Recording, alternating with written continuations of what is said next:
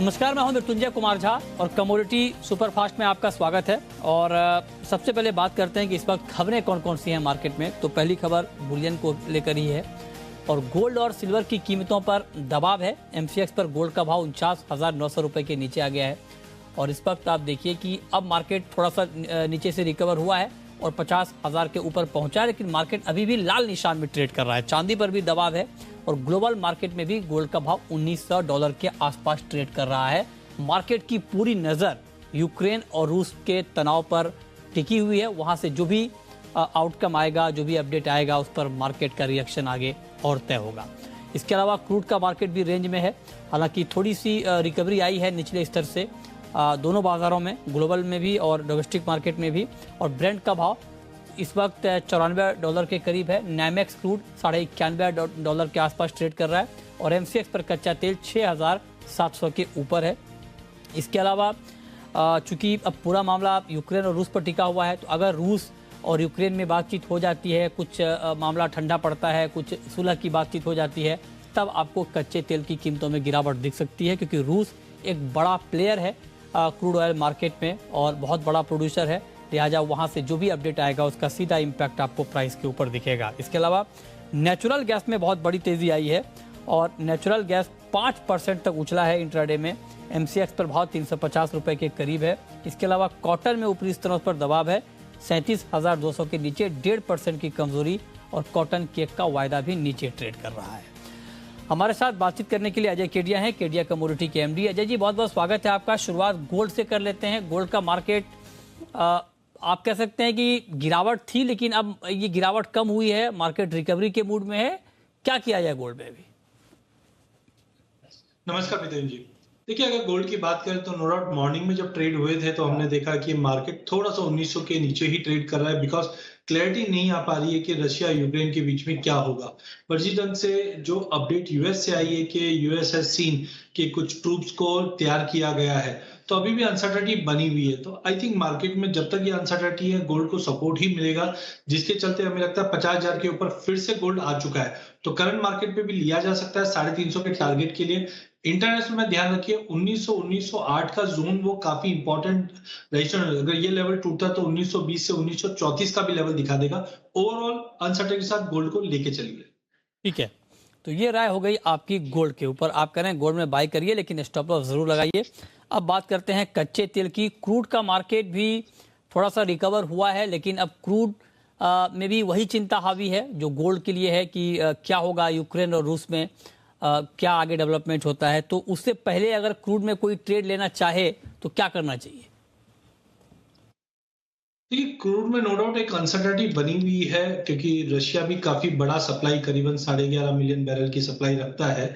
But साथ में अपने ये भी देखना चाहिए कि यूएस और ईरान के बीच में जो सैंक्शंस है वो हटते हुए दिखाई दे रहे। मार्च ऑनवर्ड्स ओपेक के प्रोडक्शन बढ़ेंगे और भी जो रुके हुए सप्लाई है नॉर्थ सपोज अमेरिका से और यूरोप से, पोलर वाटर, वो भी इंप्रूव होगा। तो मुझे लगता है अपसाइड दिख रहा है because of geopolitical tension, but limited रहेगा। ब्रांड भी हम बार बार में देख रहे हैं कि हायर लेवल से करेक्शन दे रहा है। तो इन्हीं सबको देखते हुए मुझे लगता है कि हायर लेवल पे सेल करके ही चलना चाहिए।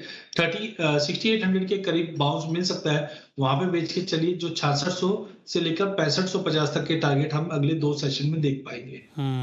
ठीक है। अच्छा, कॉपर का मार्केट अभी आपको अजय जी इस प्राइस पर कैसा लग रहा है ट्रेडिंग के लिहाज से?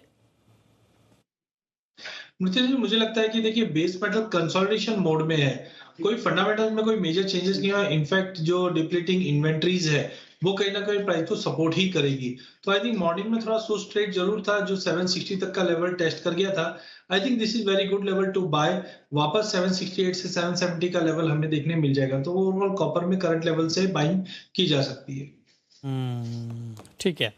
अच्छा, अब हम बात करते हैं कॉटन की। कॉटन में बहुत तेजी हमने देखी और मार्केट अभी भी हायर लेवल पे सस्टेन कर रहा है। बीच बीच में मामूली करेक्शन आता है, लेकिन फिर मार्केट में तेजी आ जाती है। आज कॉटन में ठीक ठाक गिरावट है, 600 रुपए तक दाम लुढ़के हैं। क्या लगता है आपको कॉटन में?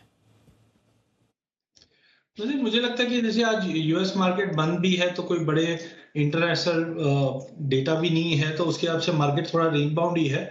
इंटरनेशनल में 121 सेंट के आसपास देखा। आज थोड़ा दबाव भी है, क्योंकि इससे पहले जो हमने 2 महीनों में रैली देखी है तो डिस्पैरिटी इंटरनेशनल मार्केट को देखते हुए थी। आई थिंक मार्केट एक कंसोलिडेशन जोन में रहेगा। जो डाउन साइड में मुझे लगता है 36,000, ऊपर में 38,500, ये दायरे में ही रहेगा।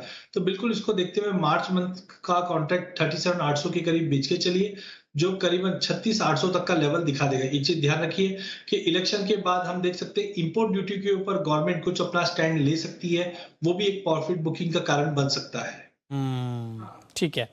अच्छा, ग्वार का मार्केट अभी कैसा लग रहा है जी आपको, क्योंकि ग्वार में थोड़ी सी नरमी तो आई है, लेकिन क्या अभी तेजी का मूड माहौल रहेगा? क्या किया जाए ग्वार में? मुझे लगता है कि जो मैंने पहले व्यू रखा था न्यूट्रल, वो चेंज करने का टाइम है, क्योंकि टाइमिंग तो मार्केट एक रेंज में ही है जो मैं 6,000 से 6600 काफी टाइम से बता रहा हूँ।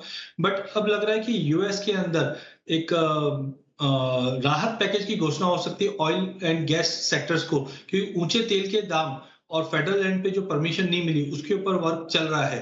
तो मुझे लगता है मिड ऑफ मार्च में यहाँ पे क्लैरिटी मिल जाएगी। तो पिछले साल भी मैंने 15 मार्च की डेट दी थी, अभी भी मुझे लगता है 15-20 मार्च तक ये क्लैरिटी मिलेगी, तो एक नया सपोर्ट मिलेगा गवार को, तब तक मार्केट रेंज बाउंड रहेगा। तो आज के लिए मुझे लगता है 6300-6350 पे बेच के चलिए, 6180 का टारगेट रहेगा।